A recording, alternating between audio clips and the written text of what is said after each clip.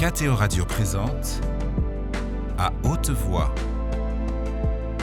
la lecture intégrale des œuvres spirituelles majeures. Aujourd'hui, Quo Vadis de Henryk Sienkiewicz.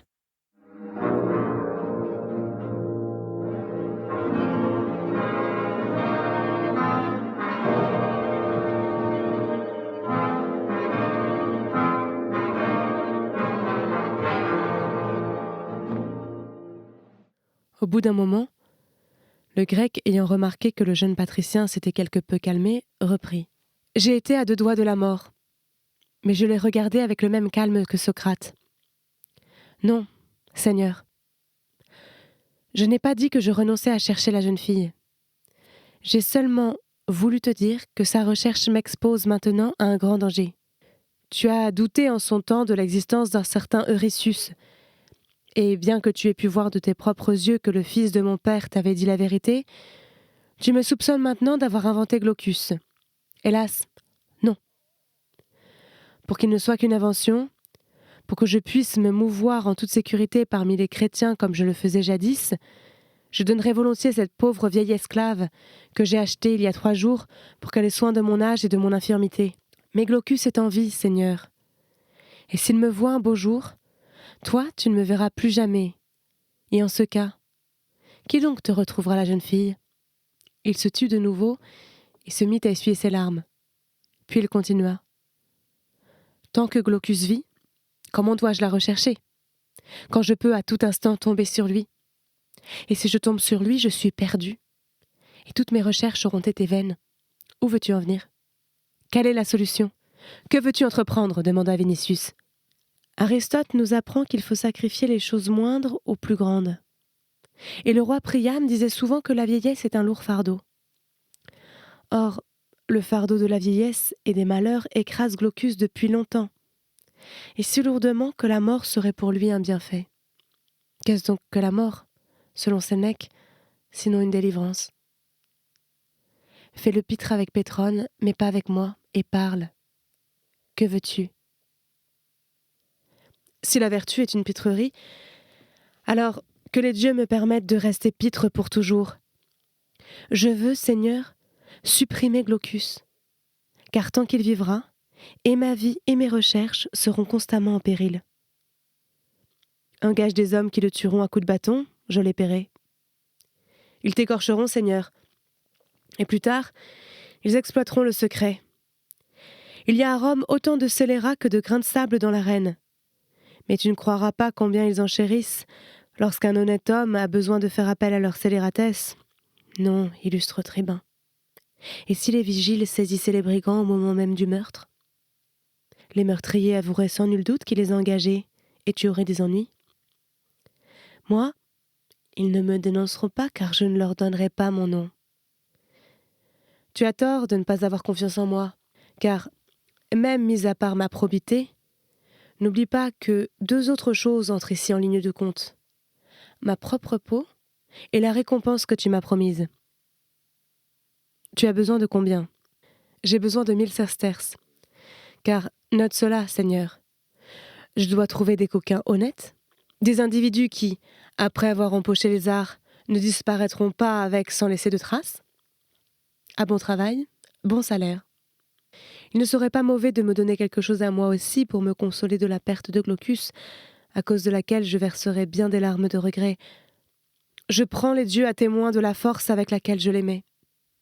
Si je reçois aujourd'hui 1000 sesterces, dans 2 jours, son âme sera dans le Hadès, et là-bas seulement, si les âmes gardent la mémoire et le don de la pensée, il apprendra combien je l'ai aimé.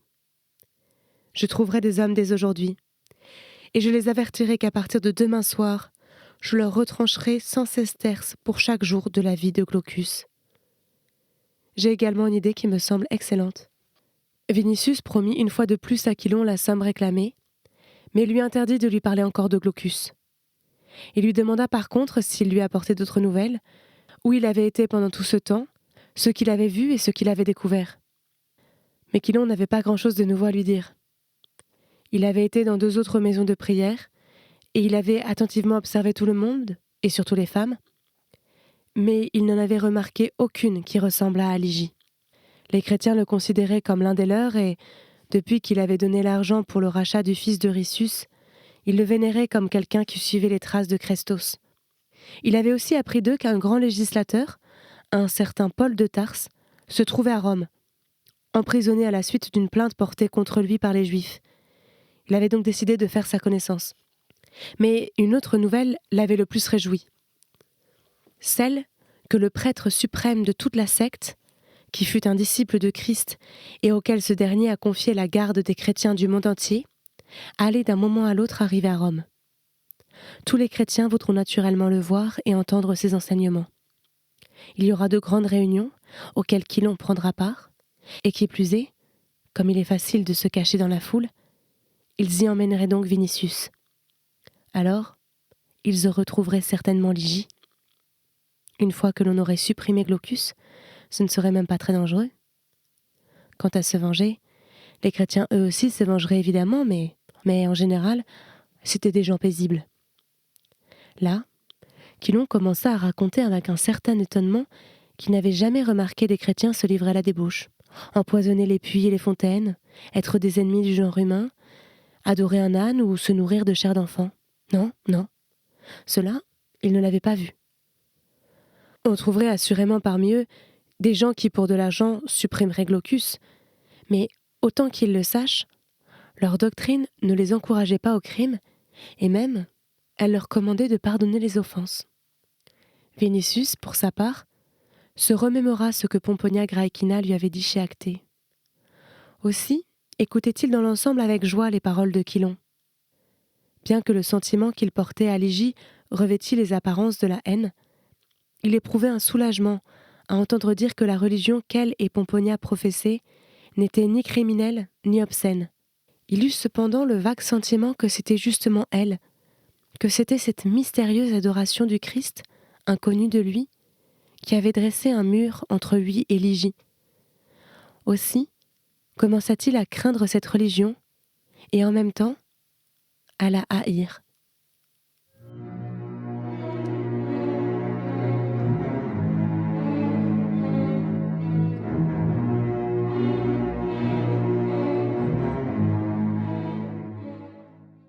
Chilon, pour sa part, voulait réellement supprimer Glaucus qui, bien que d'un âge avancé, n'était nullement un vieillard sénile. Dans ce que Chilon avait raconté à Vinicius, il se trouvait une bonne part de vérité.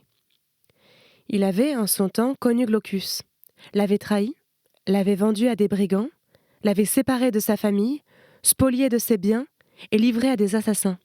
Il portait allègrement en lui le souvenir de ses méfaits, étant donné qu'il avait abandonné sa victime à l'article de la mort, non pas dans une auberge, mais dans un champ, près de Minturnae. Or, il n'avait pas prévu une seule chose, que Glaucus se remettrait de ses blessures et viendrait à Rome. Aussi, lorsqu'il l'aperçut dans une maison de prière, s'effraya-t-il réellement, et voulut-il tout d'abord renoncer vraiment à rechercher Ligie. Mais d'un autre côté, Vinicius le terrifiait encore plus. Il comprit qu'il devait choisir entre sa crainte de Glaucus et la poursuite avec vengeance du jeune patricien, auquel viendrait infailliblement en aide un autre, encore plus grand, Pétrone. Cela étant, Chilon cessa d'hésiter. Il se dit qu'il était préférable d'avoir de petits ennemis que des grands, et poltron de nature, bien qu'il rechignât quelque peu devant les moyens sanguinaires, il considéra qu'il était nécessaire de faire assassiner Glaucus par des étrangers. À ce moment, il ne s'agissait plus que de choisir les hommes de main, et c'est à eux qu'il pensait, quand il disait à Vinicius qu'il avait une idée. Passant le plus souvent les nuits dans les tavernes, et y dormant parmi des gens sans toit, sans foi ni loi, il pouvait aisément trouver des individus qui se chargeraient de chaque tâche, mais plus facilement encore, quelques-uns qui, flairant son argent, commenceraient la besogne par lui, ou qui, ayant empoché les arts, lui soutireraient toute la somme en le menaçant de les livrer aux vigiles. D'ailleurs, depuis un certain temps, Chilon éprouvait de la répulsion pour la racaille, pour les personnages sordides et en même temps effroyables qui se nichaient dans les bouges suspects de Subur et du Transtévère.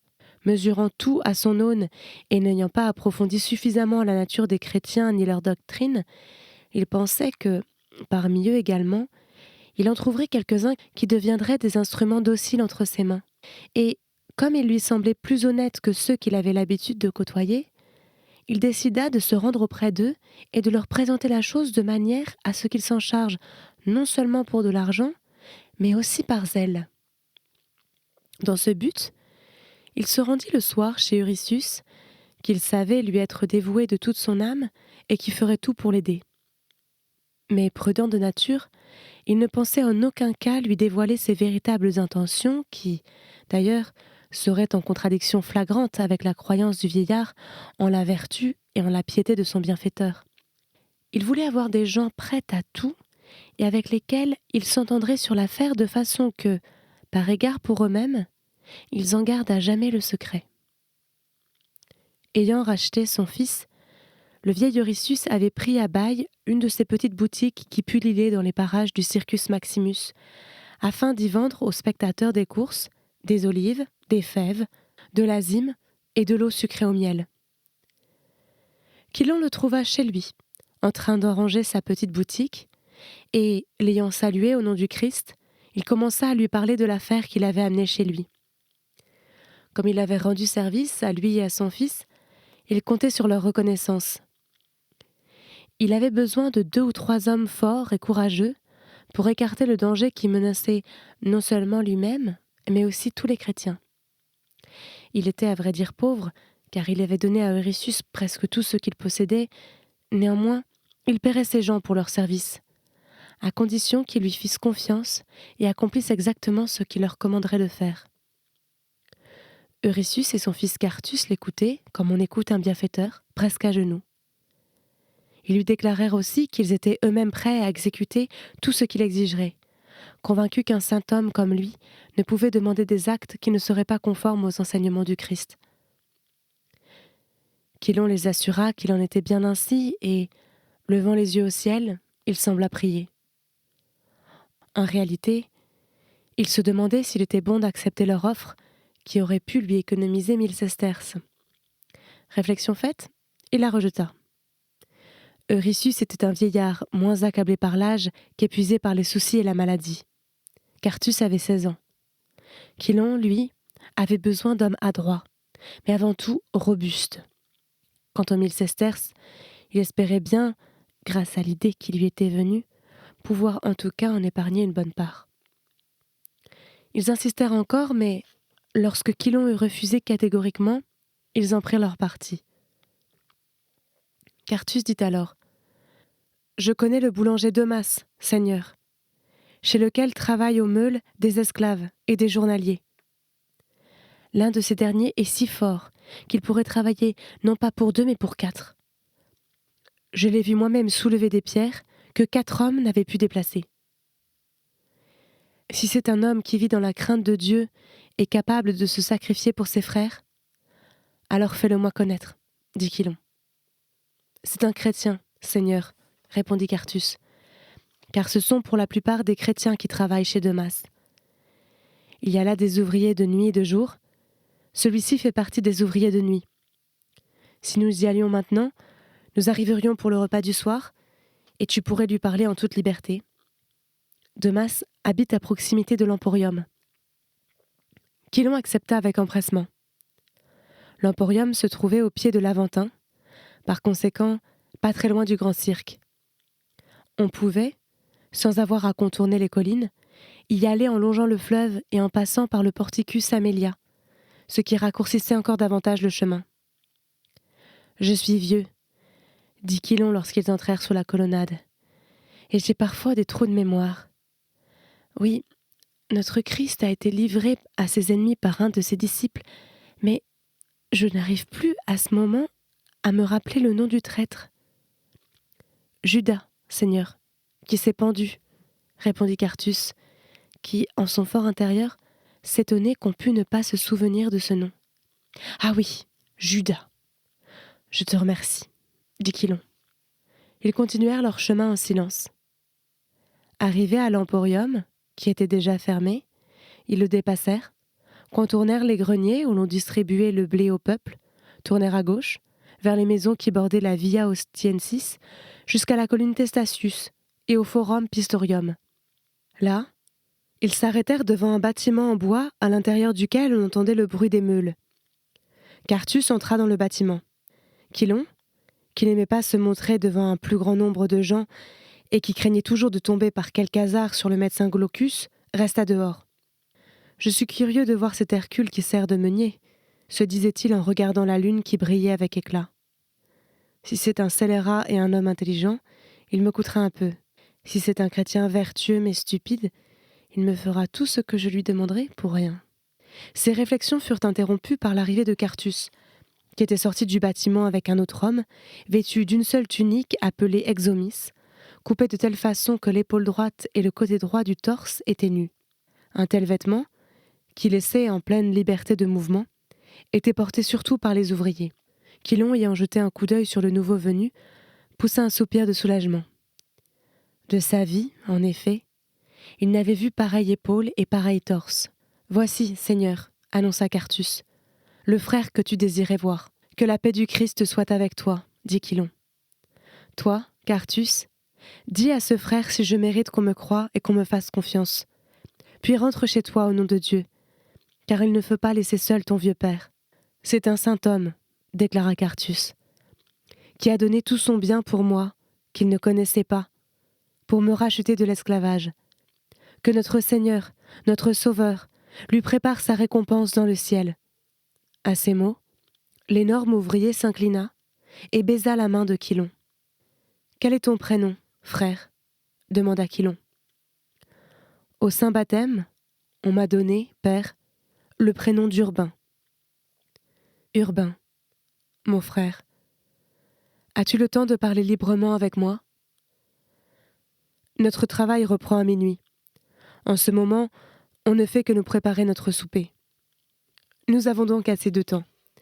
Allons au bord du fleuve, et là, tu m'écouteras. » Ils y allèrent, et s'assirent sur un muret de pierre, dans le silence rompu seulement par le bruit lointain des meules et le clapotis de l'eau qui coulait en contrebas. Chilon dévisagea l'ouvrier.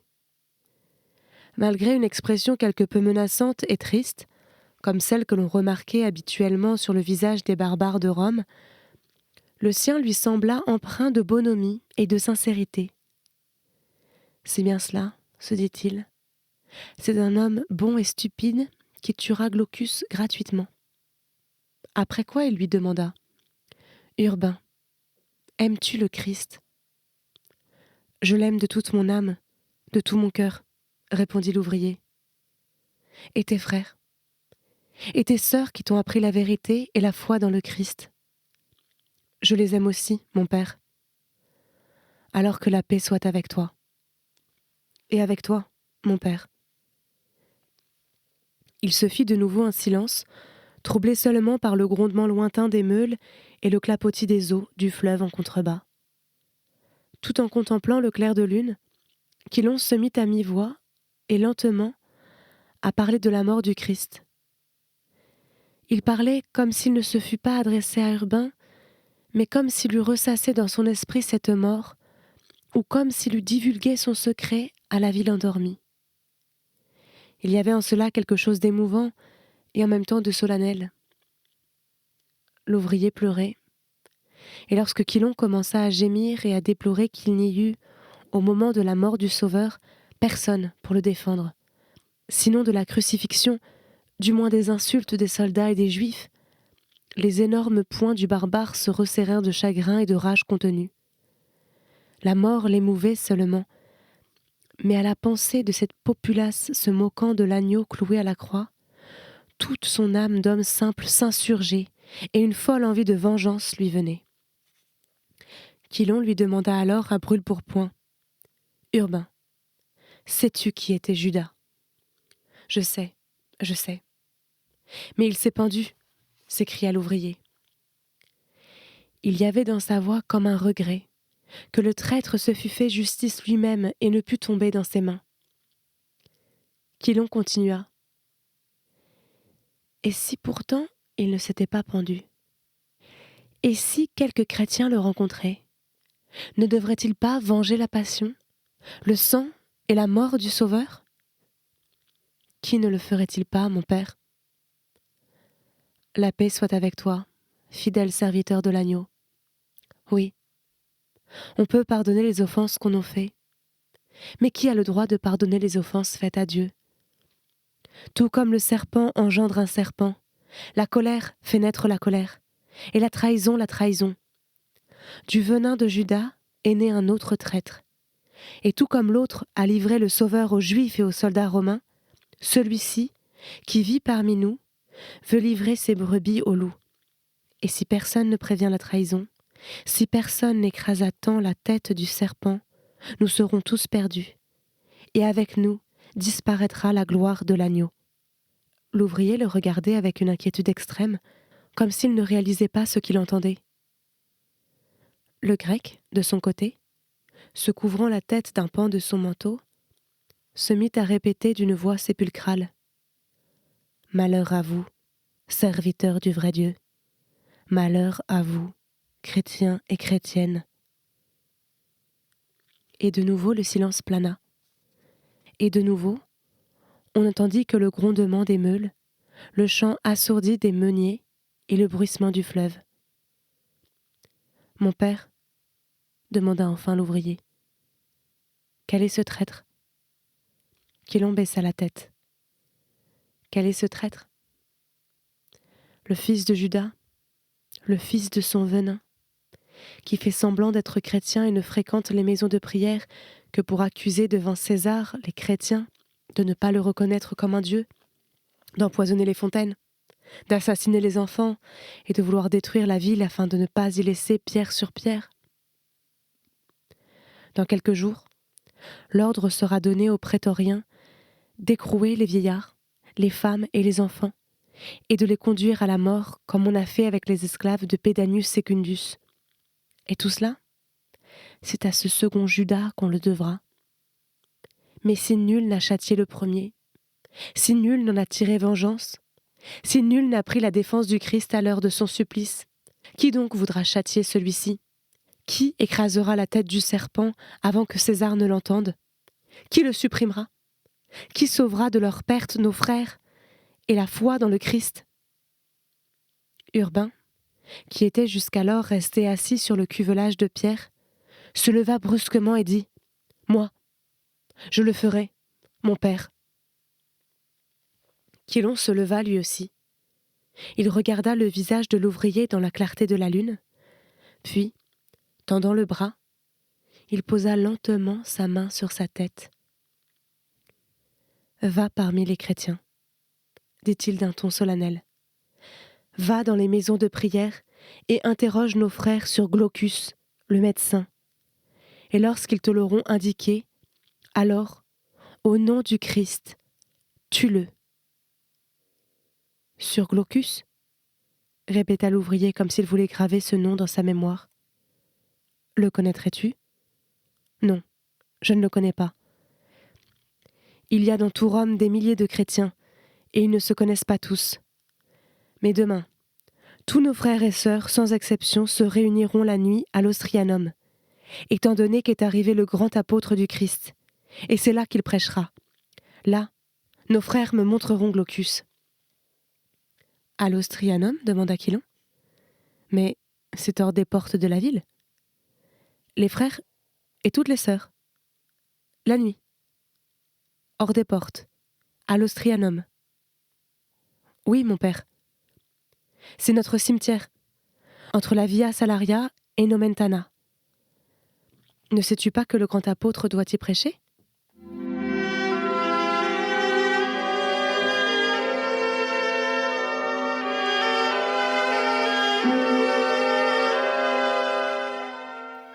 Je n'étais pas chez moi pendant 2 jours. Je n'ai donc pas pris réception de sa lettre.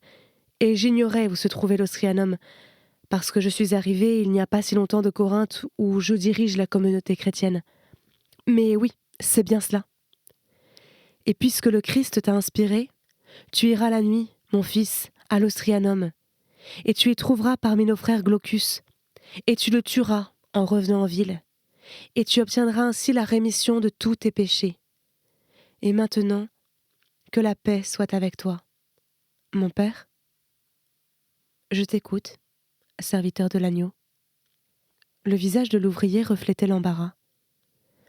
Récemment, il avait tué un homme, peut-être même 2, alors que l'enseignement du Christ interdisait de tuer. Cependant, il ne les avait pas tués dans une légitime défense, et cela non plus n'est pas permis. Il n'avait pas tué non plus, que le Christ l'en garde, pour un profit. L'évêque lui-même lui avait donné des frères pour l'aider, mais il ne lui avait pas permis de tuer. Lui, en revanche, avait tué involontairement, car Dieu l'avait puni en le dotant d'une trop grande force. Et maintenant, il expie douloureusement. Les autres chantent en travaillant à leur meule. Lui, malheureux, pense à son péché, à l'offense faite à l'agneau. Combien n'a-t-il pas prié déjà, pleuré? Combien de fois n'a-t-il pas demandé pardon à l'agneau?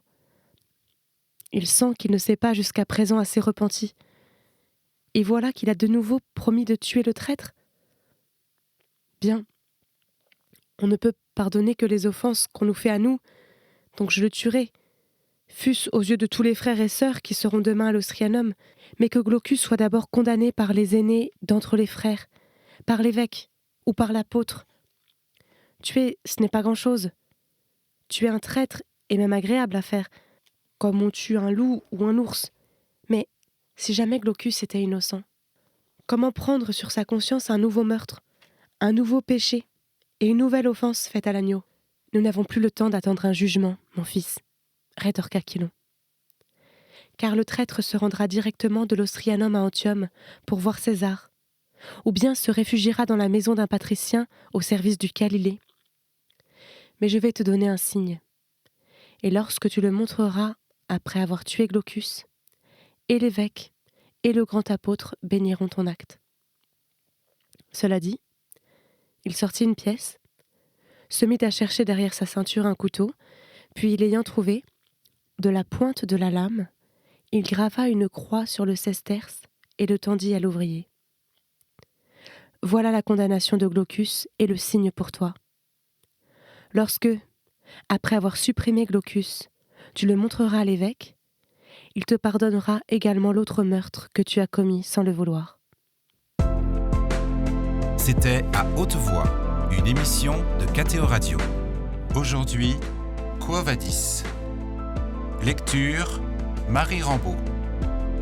Captation et réalisation, Gustave Schlicht et Thibaut Dagalier. Une émission disponible en podcast sur ktoradio.com ou sur l'application KTO Radio.